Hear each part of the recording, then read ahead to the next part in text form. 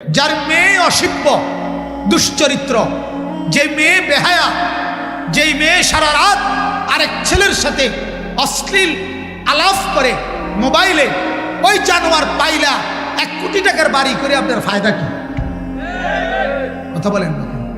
যার বিবিরে পুরা গ্যারাম দেখে, রাস্তার ড্রাইভার, রাস্তার বখাটের ছেলে, সবাই যার স্ত্রীকে মেয়েকে দেখে হাসে, টিটকারি করে, মস্কারি করে, এই পুরুষের জীবন বেঁচে থাকার চাইতে ওই পানিতে ডুব দিয়া মরে যাওয়া ভালো।